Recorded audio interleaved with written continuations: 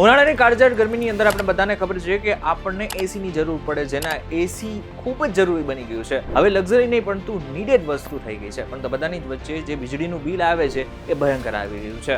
ઘણા બધા લોકોને આજે પણ મહિને 2 મહિને 5,000 રૂપિયા સુધીનું બિલ આવી શકે છે. પરંતુ મહત્વની વાત તો એ છે કે આ વીજળીનું બિલ હું તમારું ઓછું કરાવી નાખું તો એસી તમારે બિલકુલ બંધ કરવાની જરૂર નથી. એસી વાપરતા પણ તમારું વીજળીનું જે બિલ છે એ ઓછું થઈ જશે. પરંતુ આ કઈ રીતના શક્ય છે એ જો તમારે જાણવું હોય ને તો ધ્યાનથી સાંભળજો. હું તમને એક વાત કહું.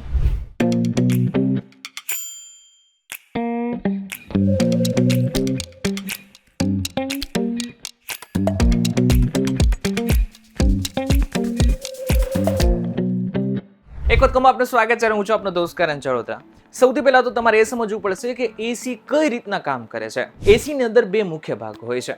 એક તો તમે જે ડબ્બો તમારી રીતે તમે જો સૌથી પહેલા તમે રૂમની અંદર જુઓ છો એ છે, અને બીજું છે કમ્પ્રેસર.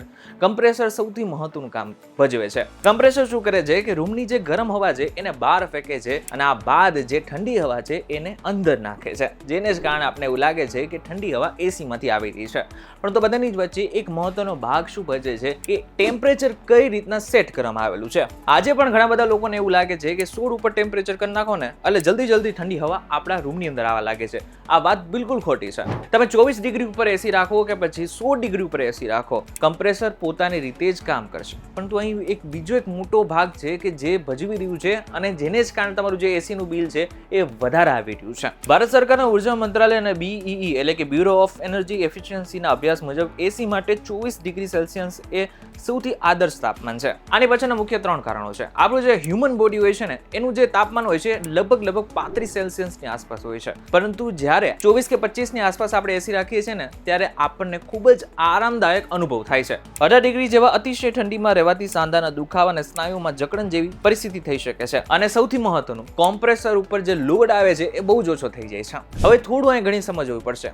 એસી જ્યારે તમે 24 ડિગ્રી ઉપર રાખો છો ત્યારે શું થાય છે કે કોમ્પ્રેસર ત્યાં સુધી કામ કરશે જ્યાં સુધી તમારા આખા રૂમનું જે ટેમ્પરેચર છે એ 24 ડિગ્રી સુધી નથી પહોંચતું. હવે જ્યારે તમે 100 ડિગ્રી ઉપર રાખો છો ત્યારે શું થાય છે, બેઝિકલી ત્યાં સુધી એસી ચાલુ રહેશે, કમ્પ્રેશન ચાલુ રહેશે જ્યાં સુધી આખા રૂમનું જે ટેમ્પરેચર છે એ 100 ડિગ્રી સુધી નથી પહોંચતું. જ્યારે તમે એસીને 24 ડિગ્રી ઉપર રાખો છો ત્યારે શું થાય છે કે એકચ્યુઅલમાં આખા જે રૂમનું જે ટેમ્પરેચર છે એ અચાનક ઓછું તો થવા લાગે છે, એની સાથે સાથે તમને પણ આરામદાયક અનુભવ થાય છે. એક સંશોધન મુજબ જો તમે એસીનું તાપમાન 1 ડિગ્રી વધારો છો તો વીજળીના બિલમાં 6% બચત થાય છે. જો તમે અત્યાર સુધી 18 ડિગ્રી પર એસી ચલાવતા હતા અને હવે 24 ડિગ્રી પર ચલાવવાનું શરૂ કરો તો તમે 36% જેટલી વીજળી બચાવી શકો છો. હવે હું એકલો નથી કહેતો, ઘણા બધા સંશોધન આના ઉપર કહી ચૂક્યા છે કે આખા દેશમાં જો આ લાગુ કરવામાં આવે તો ચોક્કસથી આગળના સમયમાં અબજો રૂપિયાનો બચત થઈ શકે છે. જો ભારતના તમામ નાગરિકો પોતાના એસીનું તાપમાન 24 ડિગ્રી રાખવાનું શરૂ કરે તો તેનાથી દેશને લગભગ વર્ષે આશરે 20 અબજ યુનિટનો ફાયદો થશે, આશરે 10,000 કરોડ રૂપિયાનો ફાયદો થશે અને 82 લાખ ટન કાર્બન ઉત્સર્જનમાં પણ ઘટાડો થશે. હવે કેટલીક ગોલ્ડન ટિપ્સ છે કે જે સમજવા જેવી છે. એસી સાથે પંખો ચાલુ રાખશો તો ચોક્કસથી તમને ફાયદો થશે. કઈ રીતના? એક વખત એસીનું તાપમાન 24 સુધી પહોંચી ગયું, રૂમનું તાપમાન આખું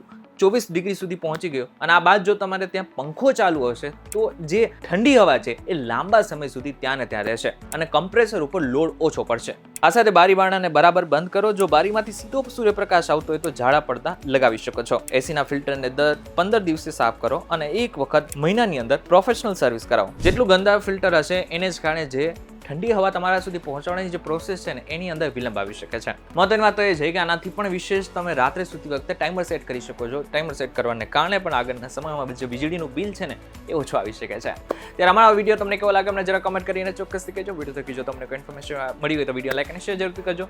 તથા જ ઇન્ફોર્મેટિવ વિડીયોઝ માટે VTV ડિજિટલ સાથે જોડાયેલા રહેજો.